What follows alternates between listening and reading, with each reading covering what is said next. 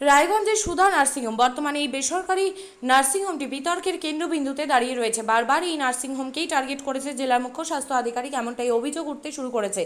বারবার এই সুধা নার্সিংহোমকে বন্ধ করার প্রয়াস চলছে বলে অভিযোগ। এবারেও ছবিটা একই রকম। আবারও সিএমওএইচ দপ্তর থেকে প্রতিনিধিরা এসে সাময়িকের জন্য এই নার্সিংহোমকে বন্ধ করে দিয়ে যায়। কিন্তু কেন বারবার সুধা নার্সিংহোমের ওপরে এই কোপ? নেপথ্যে কোনো রহস্য কাজ করছে তা বলতে পারছেন না স্বয়ং নার্সিংহোমের কর্ণধার ডাক্তার DN মজুমদার। নতুন করে আবারও একটি ঘটনা ঘটেছে। ডাক্তারবাবু জানান, সম্প্রতি রিনিউয়াল সংক্রান্ত বিষয়ে সিএমওএইচ দপ্তর থেকে টিম এসেছিল এই বেসরকারি হাসপাতাল পরিদর্শনে। তারা দুটি ত্রুটি খুঁজে বের করে। নার্সিংহোমের সিঁড়ির সমস্যা, নার্সিংহোমের জমি কমার্শিয়াল করার সমস্যা। জানা গিয়েছে এই নার্সিংহোমটি মোট 1 বিঘা জমির উপরে তৈরি। এতদিন পর্যন্ত এই নার্সিংহোমের অংশটুকু কমার্শিয়াল ছিল, তার জন্য ট্যাক্সও দিতেন কর্তৃপক্ষ। ওই টিম এসে বলেছে পুরো জমি অর্থাৎ নার্সিংহোম এবং ডাক্তারের থাকার জায়গাটিকেও কমার্শিয়াল করতে হবে। সেই অনুযায়ী ব্লক ভূমি ও ভূমি সংস্কার আধিকারিকের সাথে যোগাযোগ করেছিলেন এই নার্সিংহোমের কর্ণধার। পরে তিনি কলকাতায় নির্দিষ্ট দপ্তরে পুরো জমিটিকে কমার্শিয়াল করার জন্য আবেদন পাঠান। কিন্তু জেলা স্বাস্থ্য দপ্তর থেকে বলা হয়, যতদিন পর্যন্ত এই নার্সিংহোম কমার্শিয়াল পুরো জমি না হচ্ছে ততদিন পর্যন্ত এই বেসরকারি নার্সিংহোম বন্ধ করে দেওয়া হলো। এর জেরে সমস্যায় রয়েছেন রোগীরা। এর মধ্যে বেসরকারি নার্সিংহোমের অনেক কর্মীকেই ছুটি দিয়ে দিয়েছেন ডাক্তারবাবু। কেন বারবার স্বাস্থ্য দপ্তরের রোষে পড়ছে নার্সিংহোম, তা নিয়ে প্রশ্ন তুলেছেন দেবীনগরের 26 নম্বর ওয়ার্ডের কোঅর্ডিনেটর অভিজিৎ শাহ নিজে। তিনি জানান, এই অঞ্চলে তেমন কোনো নার্সিংহোম বা স্বাস্থ্য প্রতিষ্ঠান নেই। প্রাথমিক চিকিৎসাটুকুর জন্য রাত বিরেতে অনেকটা দূরে ছুটতে হয় মানুষকে। এক্ষেত্রে নার্সিংহোম বন্ধ হয়ে গেলে অনেকের সমস্যা হবে। আমরা যেটা শুনতে পেলাম যে সিএমএইচ এর দপ্তর থেকে আপনাকে একটা এই নার্সিংহোম বন্ধ রাখার নির্দেশ দিয়েছে, কারণটা কি?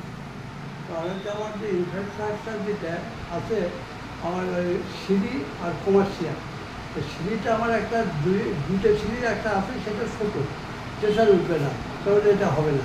আর একটা হচ্ছে এই আমার যে নার্সিংহোম যেটা এই কয়েক হাজার টাকা, সেটা আবার কমার্শিয়াল আছে, সেই কমার্শিয়াল আমি ট্যাক্সও দিয়েছি কমার্শিয়ালটা। আর এখন বলছে যে না, পুরো বাড়ি শুদ্ধ 1 বিঘা আমার জায়গা পুরোটা কমার্শিয়াল করতে হবে, পুরোটা কমার্শিয়াল করতে হবে। তারা তো কমার্শিয়াল করবো, তবে কী করতে হবে, যে ইনকোয়ারিতে যে আসবো, সেই ইনকোয়ারি করে বলতে এখনও রিনিউ করছে না, তো বন্ধ করলো না, তখনও রুগী ভর্তি করছে। হঠাৎ থেকে যে 2-3 দিন পরে সে বলতে চিঠি করলো যে তুমি রুগী ভর্তি বন্ধ করো। বন্ধ করে সেই আকাশের স্টাফগুলোকে বাইরে পাঠিয়ে দিয়েছি, আর 2-3 স্টাফ কাজ করে বেতন আমি দিচ্ছি তাকে দেখে। বলছি, আমরা বিগত বেশ কয়েকবার দেখেছি যে আপনার নার্সিংহোমের উপরেই সিএমএইচ একটা বারবার আঘাত হানছে, কারণটা কি? না, সেটা বলতে পারবো না।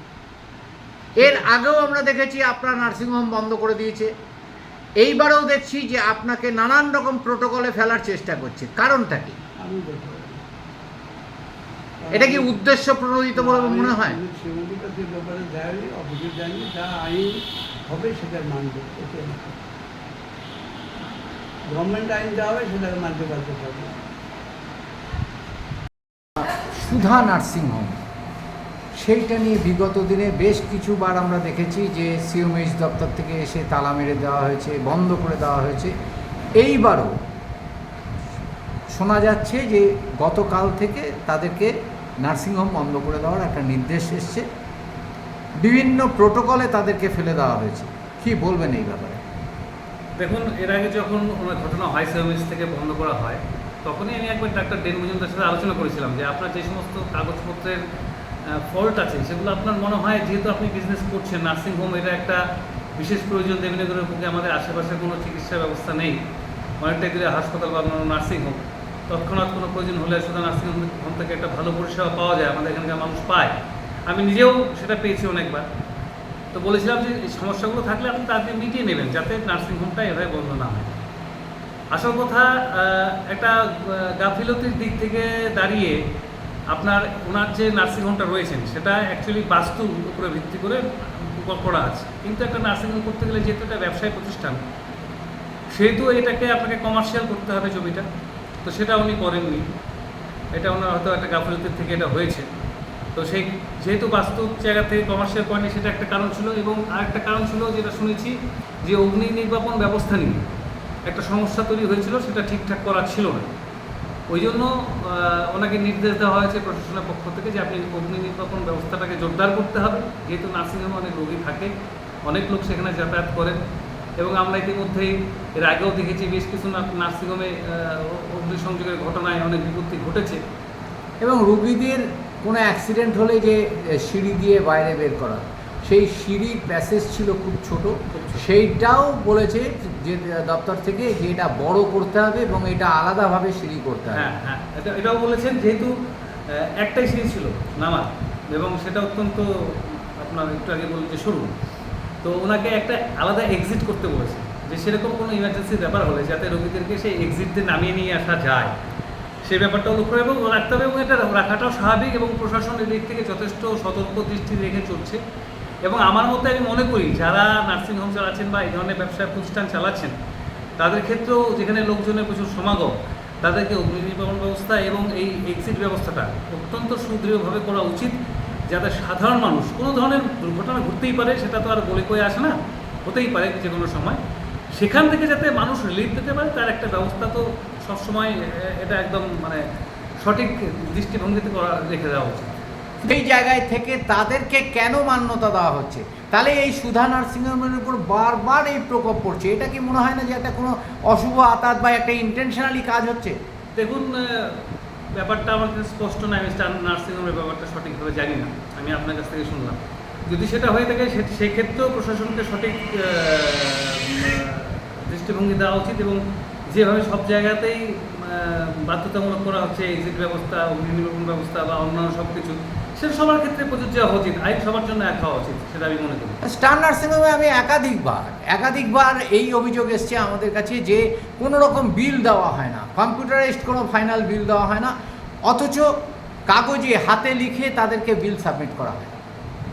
তাহলে এই যে গভর্নমেন্ট রেভিনিউ একটা ফাঁকি দেওয়ার প্রবণতা, যেটা আমরা দেখেছি মাতৃসদনে রায়গঞ্জ পৌরসভায়, সেখানেও আপনি নিজে লড়েছেন, সেখানেও সেই জায়গায় একই দৃষ্টিভঙ্গি রয়ে গেছে।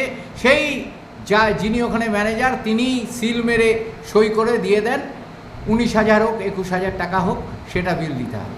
সেটা তো আপনি জানেন, সেটা আপনার তার বিরুদ্ধে আমি প্রতিবাদে গড়ে তুলেছিলাম এক সময় এই ব্যাপারগুলোর বিরুদ্ধে।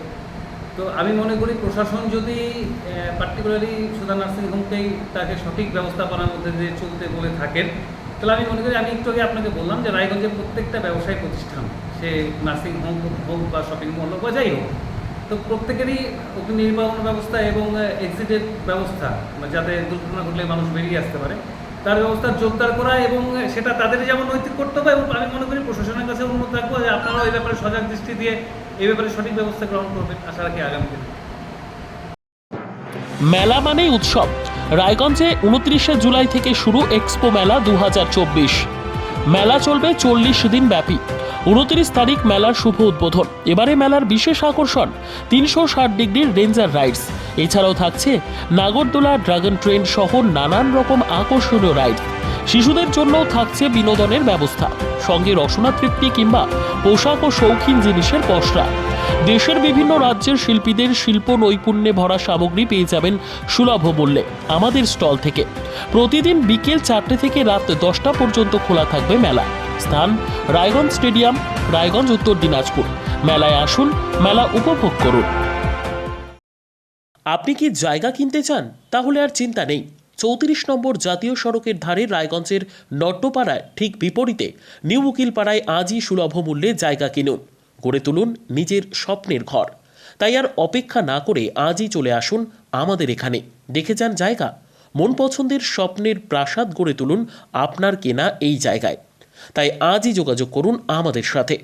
আমাদের ফোন নম্বর 8617827851, 6295828881, 8617033767। তাই আর দেরি নয়, আজই আসুন নিজের পছন্দের জায়গা কিনতে। বিয়ে হোক বা যে কোনো অনুষ্ঠান, ছেলেদের আধুনিক মানের পোশাকের বিপুল কালেকশন নিয়ে হাজির গোয়ালপুকুরের সরকার ড্রেসেস। ভালো ব্র্যান্ডের জামা কাপড় নিতে চান? তাহলে আর দেরি কিসের? এক্ষুনি চলে আসুন সরকার ড্রেসেসে। গোয়ালপুকুরের শাহাপুর বাজারে খুলে গেল সরকার ড্রেসেস। ব্র্যান্ডেড জিন্স প্যান্টে রয়েছে কালারের পুরো গ্যারান্টি। ব্র্যান্ডেড জিন্স প্যান্ট ছাড়াও রয়েছে shirt, T shirt, panjabi, cargo jeans, cotton pant, half pant সহ যাবতীয় পোশাক থাকছে এখানে। সকল প্রকার কেনাকাটায় থাকছে আকর্ষণীয় উপহার। তাই আজই আসুন আমাদের প্রতিষ্ঠানে। আমাদের ঠিকানা সরকার ড্রেসেস, শাহাপুর বাজার, গোয়ালপুকুর, উত্তর দিনাজপুর।